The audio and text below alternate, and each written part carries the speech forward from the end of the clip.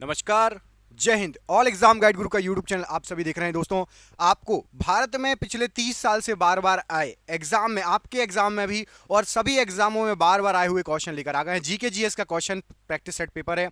हमारे यहाँ आपको सुपर फास्ट और जल्दी जल्दी क्वेश्चन कराए जाते हैं। आपका टाइम बिल्कुल बर्बाद नहीं किया जाता हमारे चैनल पर। तो करते हैं वीडियो को स्टार्ट बिना देर के हुए। दोस्तों, जो भी पहली बार आया है वो सुपर फास्ट जीके जीएस पढ़ना चाहता है, चैनल को सब्सक्राइब कर लेना। लास्ट क्वेश्चन हमने ये आपको कल दिया था और बोला था कमेंट करके आंसर बताना। निम्नलिखित में से कौन एक संघ शासित प्रदेश नहीं है? ये लास्ट क्वेश्चन था, तो राइट आंसर हो जाएगा अरुणाचल प्रदेश संघ शासित प्रदेश नहीं है। बाकी लक्षद्वीप, अंडमान निकोबार और पुडुचेरी ये संघ शासित प्रदेश में आते हैं।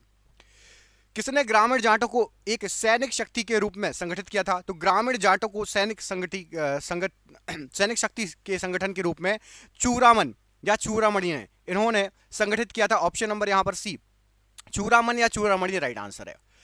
कवि बाणभट्ट निवासी थे कहां के? तो कवि बाणभट्ट प्रसिद्ध कवि रहे बाणभट्ट, और ये आपके थानेश्वर के निवासी थे। ऑप्शन नंबर यहां पर भी, थानेश्वर के निवासी थे प्रसिद्ध कवि बाणभट्ट। एग मार्क क्या है? तो यहां पर एग मार्क के लिए राइट आंसर क्या हो जाएगा? एग मार्क जो आपका होता है, ये खाद्य वस्तुओं के लिए गुणवत्ता का आश्वासन का एक मोहर लगाया जाता है। एग मार्क मोहर लगाई जाती है। ऑप्शन नंबर सी यहां पर राइट आंसर हो जाएगा। भारत में टिन का जो है अग्रगण्य उत्पादक कौन सा है? तो टिन का अग्रगण्य उत्पादक यहां पर जो ऑप्शन दिए उसके अनुसार बताना, तो ऑप्शन के अनुसार तो आपका छत्तीसगढ़ सही आंसर हो जाएगा। ऑप्शन नंबर भी छत्तीसगढ़ राइट आंसर हो जाएगा। स्वतंत्र भारत का अंतिम गवर्नर जनरल कौन था? तो स्वतंत्र भारत का आखिरी गवर्नर जनरल थे सी राजगोपालाचारी जी। ऑप्शन नंबर ए यहां पर राइट आंसर है। वर्ष 1857 के विद्रोह के निम्न नेताओं में से किसने सबसे पहले अपना बलिदान दिया? देखो कितना अच्छा क्वेश्चन है, ये एग्जाम में आया हुआ है। मंगल पांडे का सबसे पहले बलिदान हुआ था। Option number D, Mangal Pandey 1857 की क्रांति के विद्रोह में।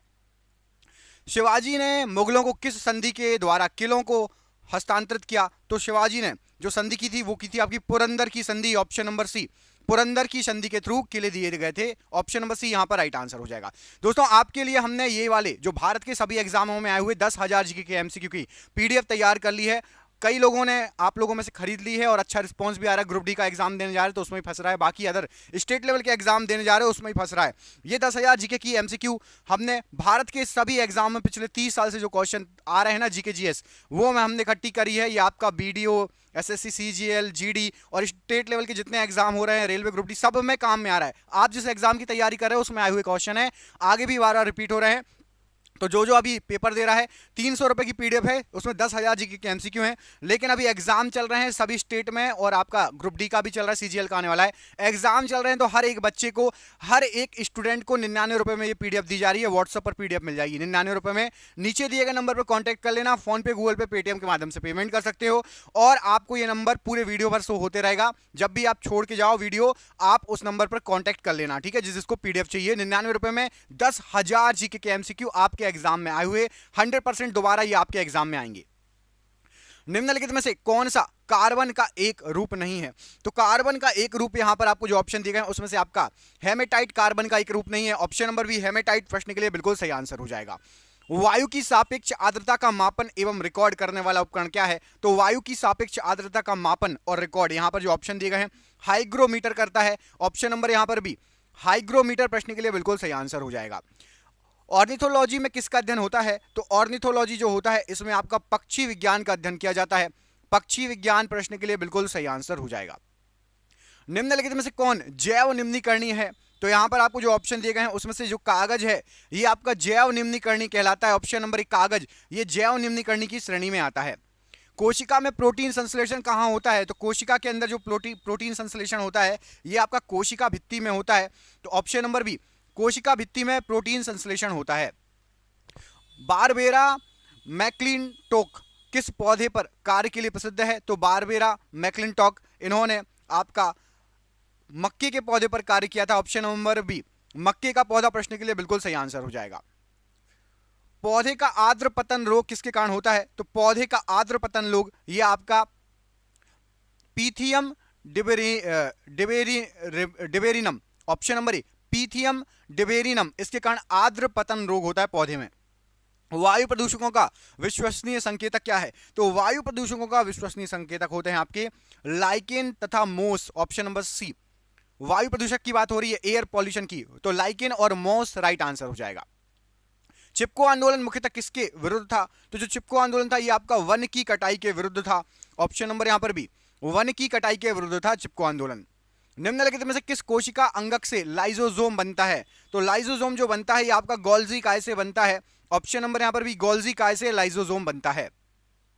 सन 1959 में कृत्रिम रूप से डीएनए को संश्लेषित करने हेतु नोबेल पुरस्कार किसको मिला था? तो 1959 की बात हो रही है, नोबेल पुरस्कार मिला था आपका कॉर्नबर्ग को। ऑप्शन नंबर बी कॉर्नबर्ग प्रश्न के लिए नोबेल पुरस्कार के लिए बिल्कुल सही आंसर हो जाएगा। जिस रूप में पौधे नाइट्रोजन प्राप्त करते हैं वह कौन सा है? तो पौधे जो नाइट्रोजन प्राप्त करते हैं ये प्राप्त करते हैं नाइट्रेट के रूप में। ऑप्शन नंबर बी पौधे नाइट्रेट के रूप में नाइट्रोजन को प्राप्त करते हैं। जड़ें धनात्मक भूयानुवर्तन होती हैं, तो जड़ें धनात्मक भूयानुवर्तन होती हैं, ये आपकी अधिकांश जड़ें होती हैं। ऑप्शन नंबर बी अधिकांश जड़ें प्रश्न के लिए राइट आंसर हो जाएगा। बाह्य उद्दीपन द्वारा प्रेरित पादप गति क्या कहलाती है? तो बाह्य उद्दीपन द्वारा प्रेरित पादप गति को कहा जाता है कंपानुकुंचन। ऑप्शन नंबर यहां पर सी कंपानुकुंचन प्रश्न के लिए बिल्कुल सही आंसर हो जाएगा। समय और आकार के संदर्भ में होने वाली वृद्धि को ग्राफ पर यदि अंकित करने पर एस के आकार का वक्र मिलता है तो उसको क्या कहेंगे? तो समय और आकार में वृद्धि का बोला गया है, तो समय और आकार, तो इसको बोला जाएगा सिग्माइड वक्र। ऑप्शन नंबर ए, यदि एस आकार का वक्र मिलेगा तो सिग्माइड वक्र बोला जाएगा। ऑप्शन नंबर ए यहां पर राइट आंसर है। क्लोरोफिल में कौन सा पोरफिरिन होता है? तो क्लोरोफिल में आपका मैग्नीशियम होता है, पोरफिरिन। ऑप्शन नंबर यहां पर ए मैग्नीशियम प्रश्न के लिए बिल्कुल सही आंसर है। हल्दी चूर्ण पौधे के किस भाग से प्राप्त होता है? तो हल्दी चूर्ण ये आपका प्राप्त होता है शुष्क प्रकंद से। ऑप्शन नंबर बी शुष्क प्रकंद से हल्दी चूर्ण प्राप्त होता है। कुरिंजी पुष्प के 12 वर्ष में एक बार खिलने का कारण क्या है? तो कुरिंजी पुष्प ये 12 वर्ष में एक बार खिलता है और इसका कारण है आपका फ्लोरिजन स्राव। ऑप्शन नंबर यहां पर सी फ्लोरिजन स्राव बिल्कुल राइट आंसर हो जाएगा। मल्टी आर्ट केंद्र भारत भवन ये कहां पर स्थित है? तो भारत भवन मल्टी आर्ट केंद्र है और ये स्थित है आपका भोपाल में, मध्य प्रदेश के भोपाल जो कि राजधानी है वहां पर स्थित है।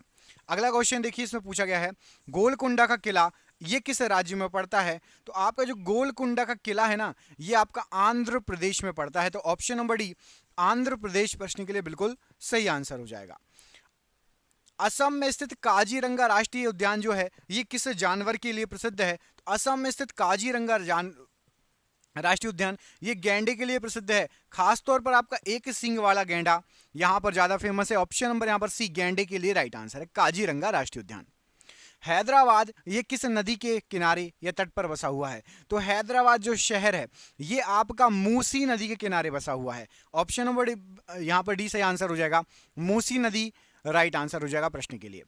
मेट्टूर बांध ये किस नदी पर बनाया गया है? अभी आपका जो मेट्टूर बांध बना हुआ है ये क्वेश्चन अभी आया था ग्रुप डी में, ये बना हुआ है आपका कावेरी नदी पर। ऑप्शन नंबर ए यहां पर राइट आंसर हो जाएगा। ये भारत में पिछले 30 साल से भारत के सभी एग्जाम में आ रहे हैं। आप जिस एग्जाम की तैयारी कर रहे हो ना उन एग्जामों में भी ये क्वेश्चन आए हैं, रिपीट हुए हैं। 7 टापुओं के शहर के नाम से किसे जाना जाता है? तो 7 टापुओं का शहर ये आपको कहा जाता है मुंबई को। ऑप्शन नंबर डी मुंबई को 7 टापुओं का शहर कहा जाता है। अलमाटी बांध ये किस नदी पर बनाया गया बांध है? तो आपका जो अलमाटी बांध बना हुआ है ये आपका बना हुआ है कृष्णा नदी पर। ऑप्शन नंबर बी कृष्णा नदी प्रश्न के लिए बिल्कुल सही आंसर हो जाएगा। फूलों की घाटी चमोली भारत के किस राज्य में स्थित है? तो फूलों की घाटी जो चमोली आपका पड़ता है ये आपका उत्तराखंड राज्य में पड़ता है। ऑप्शन नंबर सी उत्तराखंड राज्य प्रश्न के लिए बिल्कुल सही आंसर है। मौन घाटी जिसको साइलेंट वैली बोला जाता है, साइलेंट वैली किस राज्य में स्थित है? तो मौन घाटी इसको साइलेंट वैली बोला जाता है ना, ये आपका स्थित है, सही आंसर हो जाएगा केरल में। ऑप्शन नंबर ए केरल में आपका साइलेंट वैली या मौन घाटी स्थित है, राइट आंसर है। हुंडरू जलप्रपात ये किस नदी पर स्थित है? तो हुंडरू जलप्रपात ये आपकी स्वर्ण रेखा नदी पर पड़ता है। ऑप्शन नंबर डी स्वर्ण रेखा नदी पर हुंडरू जलप्रपात स्थित है। संगमरमर के लिए प्रसिद्ध मकराना क्षेत्र भारत के किस राज्य में पड़ता है? तो संगमरमर के लिए फेमस है मकराना क्षेत्र और यह पड़ता है आपका राजस्थान में। Option number C Rajasthan right answer हो जाएगा मकराना क्षेत्र के लिए। धान का कटोरा के नाम से इनमें से किस राज्य को जाना जाता है? धान का कटोरा मध्य प्रदेश, पंजाब, आंध्र प्रदेश और छत्तीसगढ़ में से धान का कटोरा कहा जाता है छत्तीसगढ़ को। ऑप्शन नंबर यहां पर डी छत्तीसगढ़ को धान का कटोरा कहा जाता है।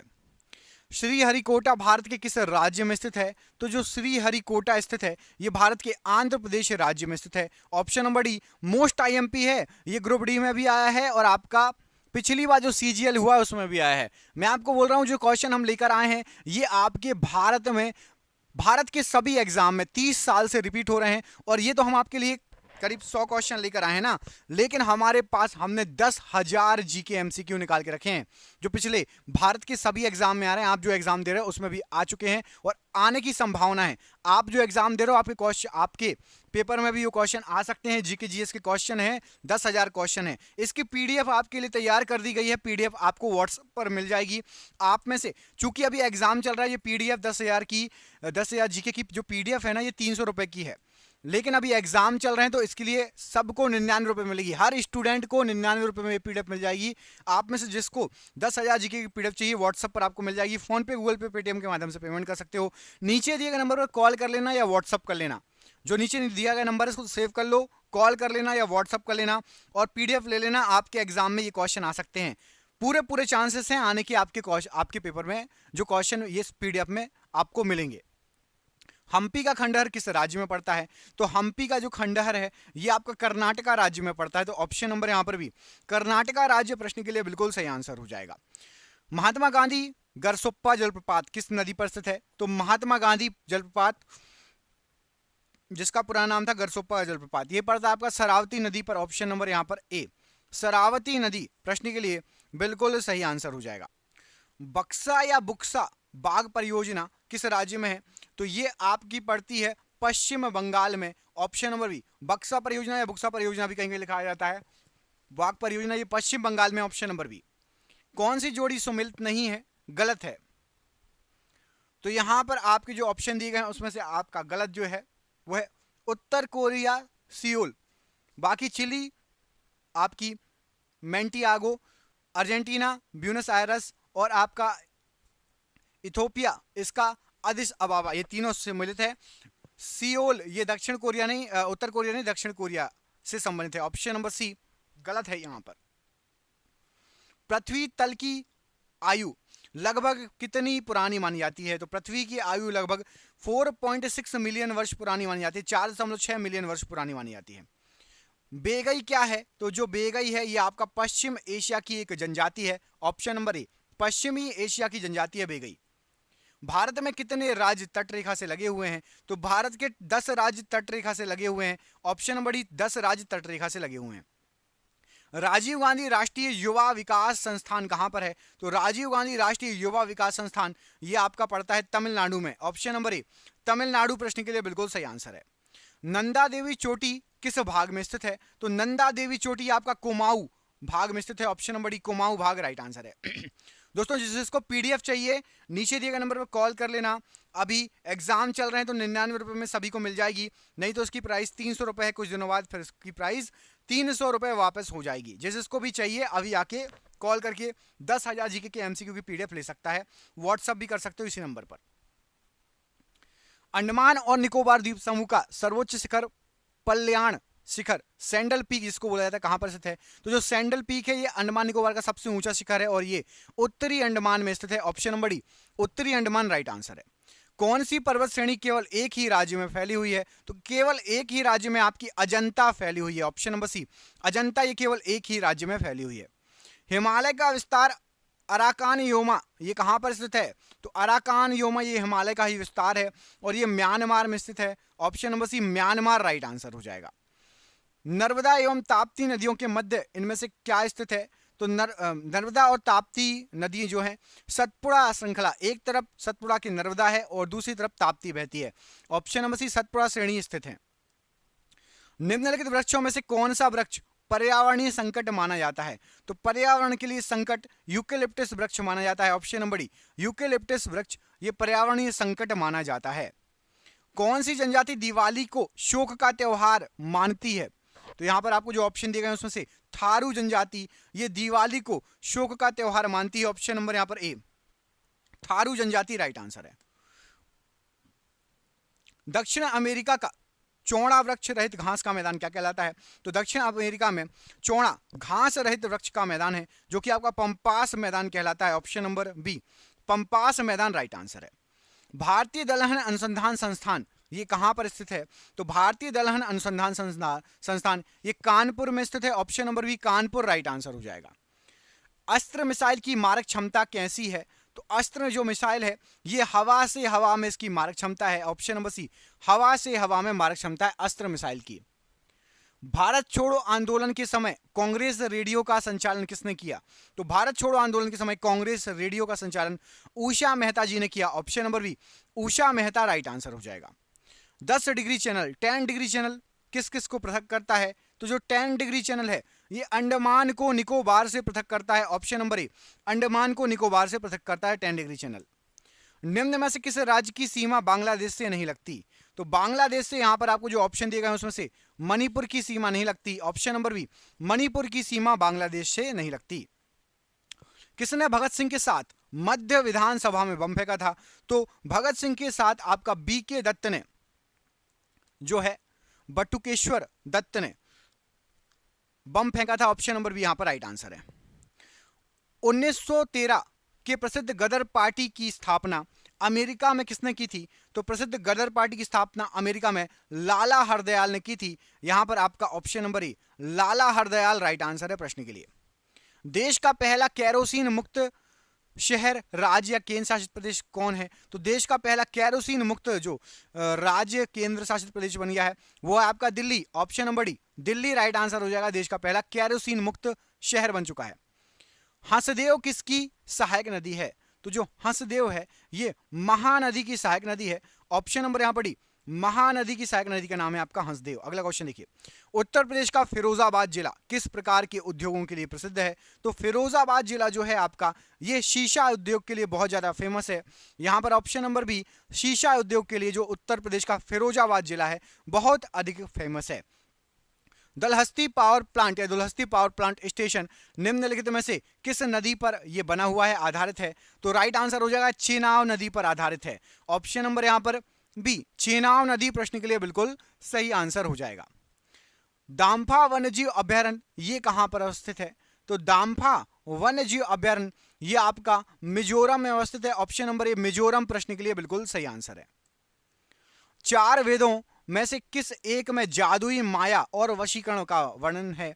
तो चारों वेदाओं में से आपका अथर्ववेद में जादुई माया और वशीकरण का वर्णन किया गया है। ऑप्शन नंबर डी यहां पर राइट आंसर है। चुंबकीय डिस्क पर किस प्रकार की परत चढ़ी होती है? तो जो चुंबकीय डिस्क होती है उस पर आयरन ऑक्साइड की परत होती है। ऑप्शन नंबर ए, आयरन ऑक्साइड की परत राइट आंसर है। ऑक्सिन होते हैं इनमें से क्या? तो ऑक्सिन जो होते हैं यहां पर राइट आंसर हो जाएगा वृद्धि हार्मोन होते हैं ऑक्सिन। ऑप्शन नंबर सी, वृद्धि हार्मोन होते हैं ऑक्सिन। पीतल में कौन कौन सी धातुएं होती है? तो पीतल में आपकी तांबा और जस्ता होता है। ऑप्शन नंबर सी, तांबा और जस्ता होता है। कचारी जनजाति किस राज्य से संबंधित है? तो जो कचारी जनजाति है यह आपका असम राज्य से संबंधित है। ऑप्शन नंबर यहां पर सी, असम राज्य राइट आंसर है। इडुक्की परियोजना किस नदी पर स्थित है? तो आपका जो इडुक्की परियोजना है यह पड़ती है पेरियार नदी पर। ऑप्शन नंबर सी, पेरियार नदी पर इडुक्की परियोजना स्थित है। मलयालम ये किस राज्य की राजभाषा है? मलयालम किस राज्य में बोली जाती है? तो मलयालम चलती है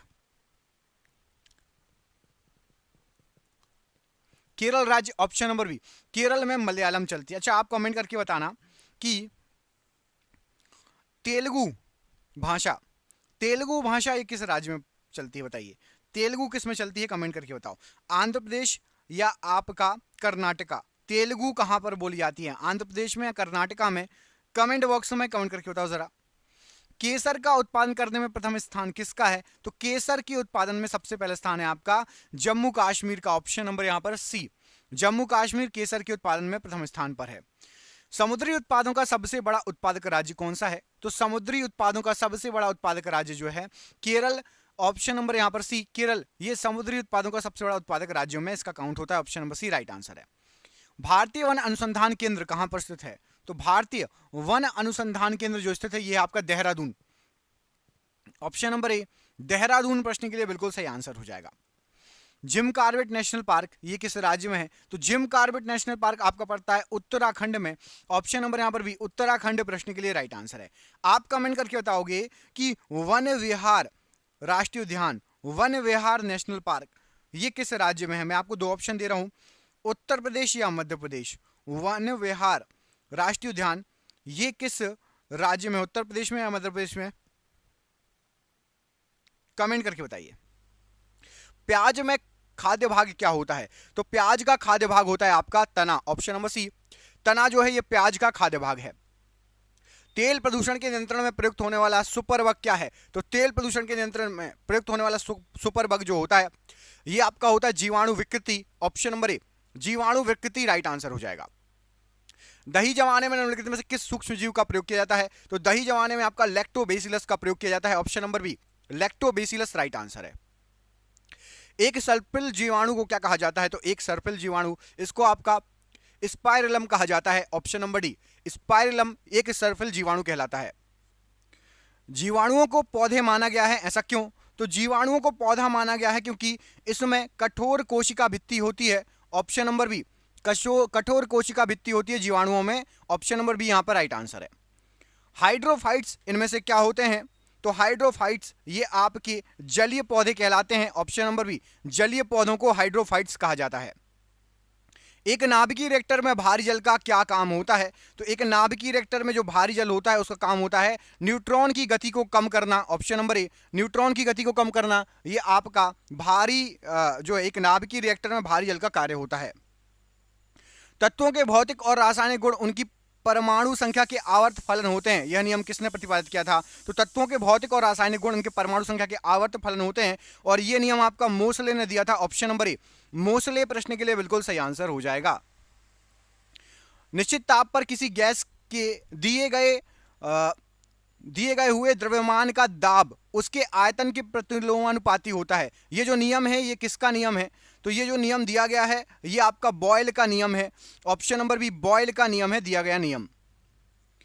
स्थिर ताप पर किसी गैस का दाब तिगुना कर देने पर उसका आयतन क्या हो जाएगा? तो ताप स्थिर रखोगे और गैस का जो दाब है उसको तिगुना कर दोगे तो आयतन आपका तिहाई हो जाएगा। ऑप्शन नंबर ए, तिहाई आयतन हो जाएगा।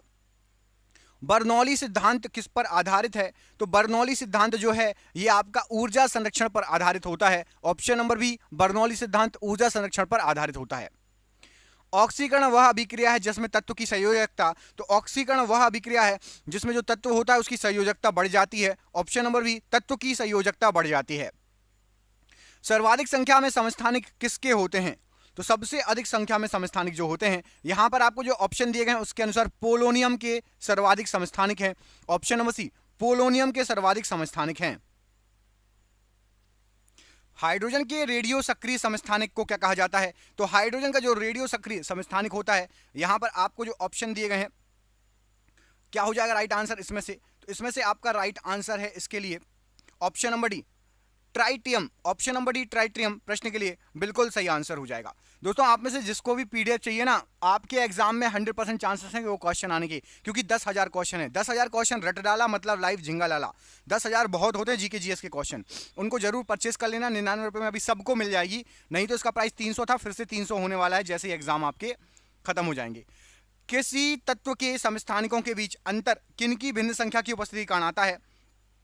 तो राइट आंसर हो जाएगा न्यूट्रॉनों की भिन्न जो है संख्या होगी तो आपका समस्थानिकों के बीच में अंतर आएगा। ऑप्शन नंबर बी, न्यूट्रॉनों की भिन्न भिन्न संख्या के कारण। अल्फा किरणों पर उपस्थित आवेश क्या है? तो अल्फा किरणों पर 2 इकाई धनावेश उपस्थित होता है। ऑप्शन नंबर ए, 2 इकाई धनावेश राइट आंसर है। किसी तत्व के परमाणु की दूसरी कक्षा में इलेक्ट्रॉनों की अधिकतम संख्या क्या हो सकती है? तो किसी तत्व के परमाणु की दूसरी कक्षा में इधर अधिकतम इलेक्ट्रॉनों की संख्या आपकी 8 हो सकती है। पढ़ा है ना 2 8।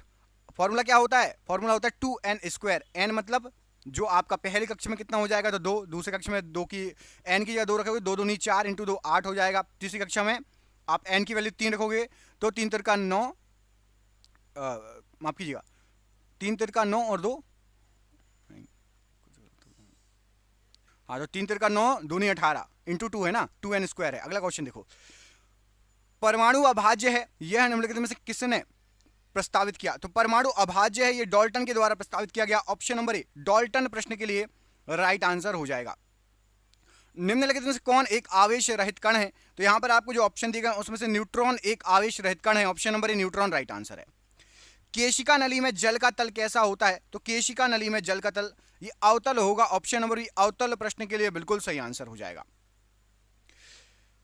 जल का तल मतलब जो फ्लैट होता है ना, पानी का ऊपर का सरफेस, लेकिन केशिका नली नीचे से गोल मुड़ी रहती है, तो पानी भी ऊपर से गोल हल्का सा मुड़ा दिखाई देगा आपको। चालक का विद्युत प्रतिरोध किससे स्वतंत्र होता है? तो चालक का विद्युत प्रतिरोध, ये दाब, इस पर दाब का कोई प्रभाव नहीं पड़ता, प्रतिरोध पर तापमान का प्रभाव पड़ता है, दाब का प्रभाव नहीं पड़ता। यदि दो विद्युत आवेशों के मध्य दूरी को आधा कर दिया जाए तो उनके मध्य विद्युत बल का मान क्या हो जाएगा? तो यदि दो पदार्थ हैं उनको पास कर, दूरी को आधा कर दो, तो जो विद्युत बल है वो 1/4 हो जाएगा। Option number D 1/4 right answer है। विकिरण की कण प्रकृति की पुष्टि किससे की जाती है? तो विकिरण की कण की पुष्टि, प्रकृति की पुष्टि प्रकाश के विद्युत प्रभाव से की जाती है। ऑप्शन नंबर बी प्रकाश का विद्युत प्रभाव राइट आंसर है। निम्नलिखित प्रकार के कांचों में से कौन सा एक पराबैंगनी विकिरणों का विच्छेदन करता है? तो पराबैंगनी किरणों का विच्छेदन क्रुक्स कांच करेगा। ऑप्शन नंबर डी क्रुक्स कांच प्रश्न के लिए बिल्कुल सही आंसर है। मानव की सामान्य स्वस्थ आंख के लिए स्पष्ट दृष्टि दूरी की न्यूनतम दूरी कितनी है? तो साफ साफ आप न्यूनतम देख सकोगे। राइट आंसर क्या हो जाएगा प्रश्न के लिए? तो राइट आंसर आपका 25 centimetre. Option number C 25 centimetre आप जो है साफ साफ देख सकते हो, राइट आंसर है। यातायात सिग्नलों में लाल रंग प्रयुक्त किया जाता है, क्यों? तो लाल रंग का प्रयोग किया जाता है क्योंकि लाल रंग कम परिक्षेपित होता है, इसलिए दूर तक दिखता है। ऑप्शन नंबर सी लाल रंग कम परिक्षेपित होता है और दूर तक दिखता है। और ये आज का आखिरी क्वेश्चन, एक काटा हुआ हीरा क्यों जगमगाता है? तो एक काटा हुआ हीरा ये पूर्ण आंतरिक परावर्तन के कारण जगमगाता है। Option number C. और आपके लिए सरप्राइज क्वेश्चन है, सूर्य ग्रहण कब होता है? बताइए, सूर्य ग्रहण कब होता है? पूर्णिमा के दिन की अमावस्या के दिन? मैं दो ऑप्शन दे रहा हूं, ए और बी। पूर्णिमा के दिन की अमावस्या के दिन सूर्य ग्रहण कब होता है? कमेंट करके बताइए सभी कोई। और दोस्तों वीडियो अच्छा लगा तो प्लीज वीडियो को लाइक कीजिए, चैनल पर पहली बार आए चैनल को सब्सक्राइब कर लेना। हम मिलेंगे आपसे अगले वीडियो में। जिसको पीडीएफ चाहिए नीचे दिए गए नंबर पर कॉल कर लेना, सिर्फ 99 रुपये मिल रही है, हर एक बच्चे को 99 मिल जाएगी। पीडीएफ के लिए कॉल कर लो, फोन पे, गूगल पे, पेटीएम से पेमेंट कर सकते हो। बहुत बहुत धन्यवाद। जय हिंद, जय भारत।